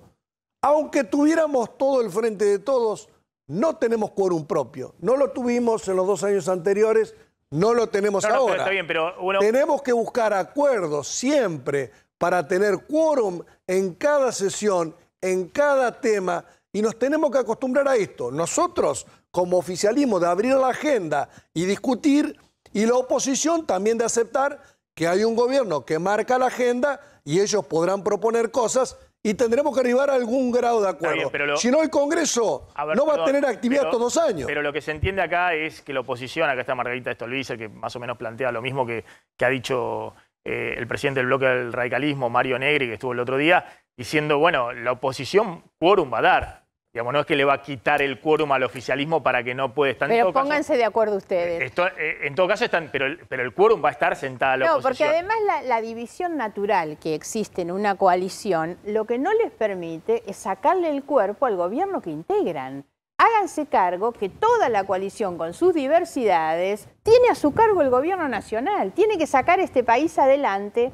Todos. No hay ninguno que se pueda hacer el distraído a esta altura. Todo está emprendido en esas quintas de cargos que tiene el gobierno nacional. Bueno, todos háganse cargo del acuerdo. Margarita, no es bueno. El primero que se hace cargo del gobierno soy yo como diputado. Claro, no. Yo soy oficialista. Los que miran para otro lado. Nosotros somos coalición de gobierno, no somos una fuerza testimonial. Entonces, si hay que pagar algún costo político por este acuerdo, yo creo que lo tenemos que afrontar como parte del gobierno. Pero también digo, si el 22 de marzo hay acuerdo, si hay algún eventual costo político, lo pagaremos. Y si no hay acuerdo, ¿quién se va a hacer cargo del no acuerdo? Porque, Maxi, si no hay acuerdo, se alteran las variables económicas, caen los mercados, sube el dólar, recrudece la inflación. Cuando sube la inflación, caen los salarios y caen las jubilaciones. ¿Quién se va a hacer cargo de ese costo político si alguno de los nuestros o de los ajenos no vota o no facilita la aprobación de la acuerdo? En ese caso se tiene que hacer cargo los de ustedes que no apoyan y los que le quitan el quórum y demás, pero de ustedes no hay duda. No, si además, el que era el presidente del bloque del oficialismo renunció y dice que no apoya, y detrás de sí se lleva una cantidad de diputados que hace naufragar el acuerdo, claramente habría... Yo creo que, Maxi, acá nosotros tenemos... Es más importante. Los que gobernamos hoy nos tenemos que hacer cargo. Los que gobernamos hoy nos tenemos que hacer cargo. Los que gobernaron antes se tienen que hacer cargo, pues ellos tomaron el financiamiento.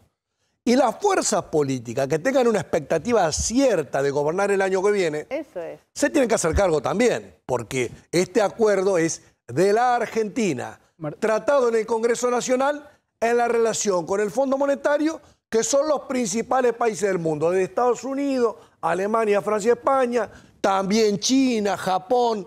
O sea que esta es la relevancia de este acuerdo. Y en esto, que nosotros vamos a ir ley por ley, sesión por sesión, seguramente nos va a encontrar a muchos que en muchas cosas no pensamos lo mismo, pero vamos a coincidir en que aunque nos guste más, nos guste menos, este acuerdo es necesario para la Argentina. ¿Usted se referencia con quién, diputado? Habló dentro del Frente de Todos, que está... Yo soy peronista de Entre Ríos. Tengo 54 años, hace 35 años que estoy en política y represento al peronismo de Entre Ríos. Mi gobernador me pide votar el acuerdo, mis intendentes me piden votar el acuerdo, mi senador nacional también, mi partido, mi fuerza, la CGT de Entre Ríos y toda la gente que hablo yo del campo, de la industria, del comercio de Entre Ríos, todos me piden tranquilidad, que se vote el acuerdo y se encauce la situación. Después cada uno elegirá los rumbos el año que viene cuando haya elecciones. Los rumbos dentro del Frente de Todos, digamos. Del Frente de Todos y a la sociedad en general. Ahora la seguimos, vamos volando una tanda. Cuando volvamos vamos a hablar también de atención con las remarcaciones de precios de alimentos que están ocurriendo, más allá de la inflación que ya tiene la Argentina, venía al 4% mensual. Atención que se dispararon los precios, dijimos, agrícolas, las commodities. Eso obviamente le viene bien a la Argentina en términos de los dólares que pueden ingresar por la balanza comercial, pero hay una remarcación de precios que ya se está trasladando no solamente en la Argentina, en todos los países, pero la Argentina en particular está siendo afectada. aumentos muy fuertes de harina, ¿qué más? De harina, de lácteos, de aceite, de arroz, de... Bueno, ahora vamos a contar, pero ojo que hay una nueva ronda de remarcaciones, más allá de que marzo siempre es un mes complicado desde el punto de vista de la inflación. Esto tiene que ver en parte también por lo que está ocurriendo en el mundo con la invasión rusa a Ucrania. Tanda y yo volvemos. Bueno, seguimos. Atención, esto que planteábamos, atención, fuertes aumentos de precios de los alimentos, Claudio. Claro, y es el primer impacto que tenemos en las góndolas por justamente la invasión de Rusia a Ucrania, en una economía como la Argentina, que está superinflacionada, con 50% de aumento de precios interanual. Bueno, en las últimas horas lo que hemos tenido fue mensajes, digamos, nuevas listas de precios de parte de las empresas líderes de la alimentación a supermercados, a mayoristas, que rápidamente van a traducirse en incrementos en las góndolas, y el argumento que están dando estas empresas ya no tiene que ver solamente con el tema de la inflación en Argentina, sino con lo que está pasando a nivel internacional, con las materias primas y con los alimentos en particular. Atención, porque estos son aumentos que se van a notar a partir de las próximas horas. Harina, 13% en promedio. Hay marcas, sobre todo por ejemplo las 4.0, que están con incrementos por arriba de este 13%. Bueno. Lácteos, 11%. Atención, porque lácteos es un rubro que es de los que más se viene incrementando, prácticamente con subas, un par de subas en el último mes. O sea, ya no solamente un aumento por mes, sino en el caso de los lácteos, un par de aumentos en las últimas 4 semanas. En aceites, 9%, y atención porque lo que empieza a escasear es, por ejemplo, el aceite de girasol. El aceite de girasol es uno de los principales productos que Ucrania provee al mundo, entonces el aceite de girasol empieza a escasear, o por lo menos las empresas a retenerlo, esperando a ver qué va a pasar en los próximos días justamente con la guerra. Los fideos, atados al precio de la harina, 9% de aumento en las próximas horas. El arroz, 6%. Y en la próxima placa lo que vamos a ver es justamente qué está ocurriendo con las materias primas a partir de la invasión de Rusia a Ucrania. A ver, veamos lo que pasó, porque estos son incrementos en dólares de las principales commodities. Por ejemplo, el trigo, 29,1% nada más que en los últimos 8 días, en dólares. Y por eso las empresas toman nota acá y mandan nuevas listas de aumento a sus clientes. En el maíz, 11,8% de aumento. La leche, cuando hablamos de leche, es leche en polvo, pero es la referencia, digamos, para todo el mercado lácteo, 9,3%. En este momento la leche tiene precio récord a nivel internacional, $4.700 la tonelada de leche en polvo, y el arroz 7,1%. En este contexto entonces salieron nuevas listas de precios. Es el primer impacto, pero de una sucesión de aumentos que se viene. De hecho, el precio de la harina en las panaderías llegó en los últimos días con 70% de incremento, que tiene que ver con esto que estamos contando. ¿Y por qué decías 13 entonces, si llegó con aumentos del 70%? Porque a las panaderías llega con un precio el paquete de 50 kilos de harina. Ahora, después cuando las fábricas comercializan con los supermercados, como ahí tenés precios cuidados, tenés el fideicomiso del trigo que lanzó el gobierno en las últimas horas, eso le pone tope a los aumentos, sobre todo a la harina de 000, por ejemplo. Pero hay panaderías que denuncian que tuvieron que comprar 70% más cara la harina en los últimos 5 días. Vos tenés ahí el aumento del pan, que digamos con 25% la semana pasada, y va a haber más aumentos en los próximos días. Por eso yo digo que esto que estamos viendo es el primer impacto. Lo que vamos a ver son aumentos más fuertes. Atención, que es un shock de oferta adicional a todos los problemas, por ejemplo, tiene la economía argentina, ¿no? Lo que contamos, cuando se dispara el precio de la leche en polvo, aquellos que tienen, no sé, un stock importante, y bueno, retienen un poco el stock para ver cómo queda el precio. Es obvio, nadie quiere quedarse descalzado para ver cómo se acomodan finalmente los precios, si este es un shock circunstancial de algunos días y demás, o si es más sostenible en el tiempo, y esto obviamente genera un problema adicional. Hoy el gobierno, lo que te decías, tomó esta medida de el fideicomiso del trigo y del maíz para tratar de sostener algunos de los precios, pero sobre todo en los precios de, por ejemplo, en el caso de la harina, las marcas 000, que es la de menor calidad, lo mismo que los fideos, las marcas más populares, por decirlo así. Ahora las marcas que premium, bueno, esos no tienen un tope y ni siquiera forman parte de precios cuidados. O sea, atención, porque lo que vamos a ver en los próximos días son sucesivos aumentos en los alimentos. Vuelvo con Margarita Stolbizer y con el diputado Casareto, pero tenías una información, Candelaria. Sí, porque en el marco de la situación que está ocurriendo con Ucrania y las condenas que se están manifestando en los últimos días en ocasión de las inauguraciones de sesiones, el intendente de José C. Paz, Mario Illy, cometió una gaffe, cometió un error importante. Pidió 1 minuto de silencio, pero se equivocó de país. En vez de Ucrania, dijo Croacia. Creo que tenemos el tape para hablar. Quisiera pedirles 1 minuto de silencio en busca de la paz y por los caídos en este momento en Croacia y la guerra que se está sucediendo hoy con Rusia. Así que, por favor, 1 minuto de silencio. Bueno. Imagínate lo que no generó. Se lo pidió Cristina en este caso. Un dato importante, sí. Maxi. Illy fue el único intendente que viajó con Alberto Fernández ¿a dónde? A Rusia, hace poquito. Está bien. Fíjense cómo el tema, yo decía el tema de Rusia, ahora volvemos al FMI, también cómo reacomoda todo el arco ideológico, ¿no? Porque el oficialismo, yo creo más con el tema de la esperanza de a ver si Rusia nos prestaba 3.000 millones de dólares de los DEC, o si había algún financiamiento de buscar por fuera del FMI, cosa que los chinos le dijeron que era imposible y terminaron dándose cuenta que no es los chinos combatiendo a Estados Unidos y al capitalismo y nosotros vamos detrás a ver si podemos sacar algo de eso, sino que los chinos juegan dentro del capitalismo, dentro del FMI, de los organismos internacionales. Por eso el gobierno ha quedado descolocado desde el punto de vista ideológico en su condena primero tibia, después más fuerte en los organismos internacionales, pero no desde el punto de vista, si se quiere, de las declaraciones. Fíjense lo que ha pasado, estoy poniendo ese eje, ¿no? Cómo por izquierda, distintos referentes de la izquierda a nivel internacional le marcan la agenda al gobierno respecto a la posición frente a Putin.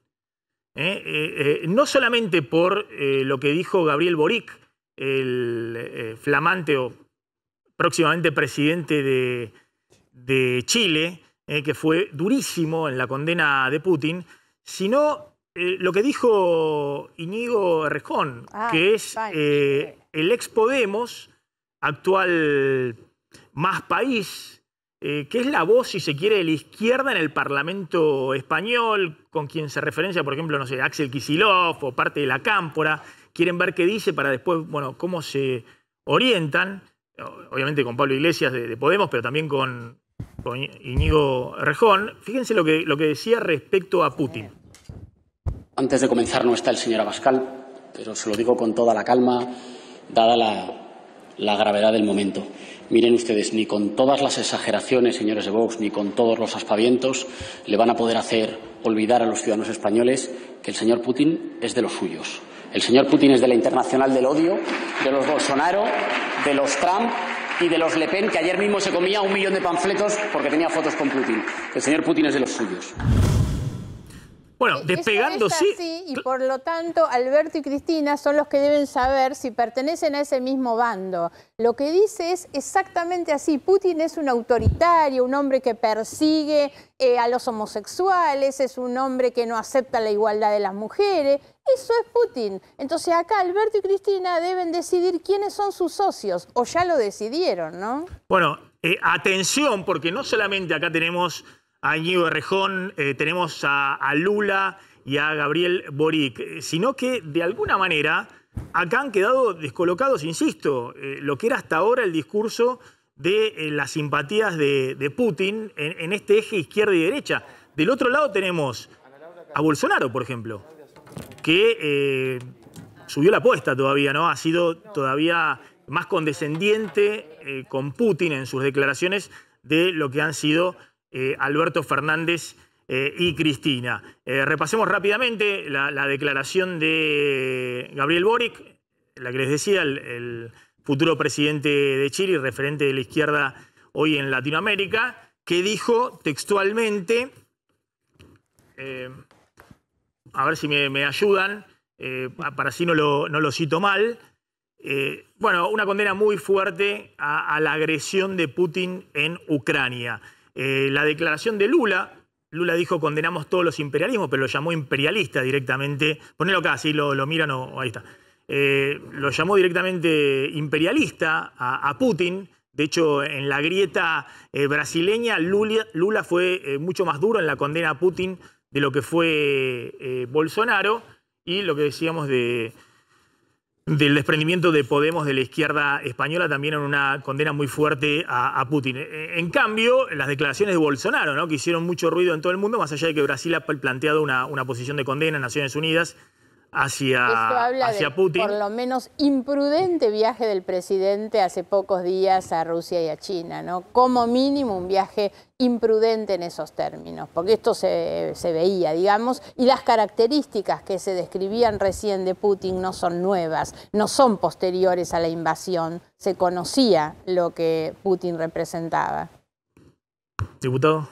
Yo creo que la Argentina tiene que tener una relación con todas las potencias del mundo. Tiene que tener relación con los Estados Unidos, con Rusia, con China, con Alemania, con Francia, con Japón, con todos los países del mundo.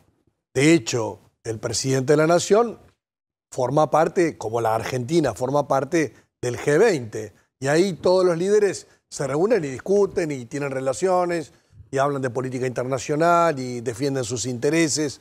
Así que yo no veo nada malo a que Alberto Fernández se reúna con el presidente de Estados Unidos en el G20, o que Cafiero vaya y se reúna con Blinken en Estados Unidos, o que Alberto Fernández vaya a Moscú o vaya a Beijing y se reúna con todos los líderes del mundo. No, el tema de la retórica, la frase, ¿no? La posición de la Argentina... Después deshacerte en elogios a Putin. En relación a este conflicto, ha sido clara de condena a la invasión, y además lo planteó en el Consejo de Derechos Humanos Cafiero en Suiza, y también la delegación argentina en Naciones Unidas, Nueva York.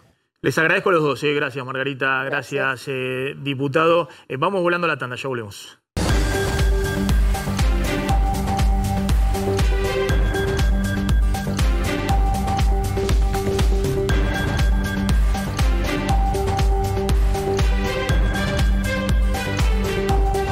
Bueno, hay un último momento que está viniendo de la agencia española EFE.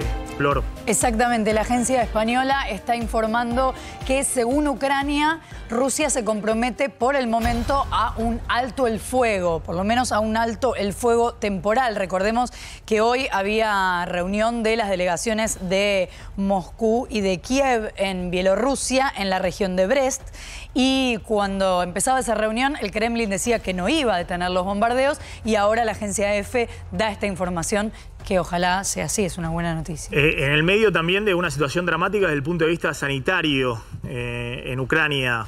Sí, la Organización Mundial de la Salud está advirtiendo que no solamente hay una alerta dramático respecto de la situación bélica, que es obvio y es de lo que estamos hablando todos los días, sino que además hay una alerta sanitario, hay una preocupación fuerte porque por un lado está la situación de los civiles muertos. Venimos contando que Ucrania da cuenta de más de 2.000 civiles muertos, pero también está la situación de la gente que está herida, que termina hospitalizada y que se junta con la cantidad de gente, mucha gente, que desde hace tiempo está internada en Ucrania por COVID, porque Ucrania es un país que tuvo una baja vacunación, un bajo nivel de vacunación, cerca del 30%, y hay muchas internaciones por eso. ¿Qué es lo que está faltando para quienes están internados por COVID y para quienes están internados por estas hospitalizaciones por los bombardeos? Oxígeno. Eso es lo que hace falta y lo que es difícil de conseguir en este contexto. Mira, te agrego un poquito lo que vos decías. Citan todos a EFE y a AFP, digamos, es decir, las principales agencias de noticias española y francesa. Dicen que esto es lo que comunica el gobierno ucraniano, que acordó con Rusia un alto el fuego temporal.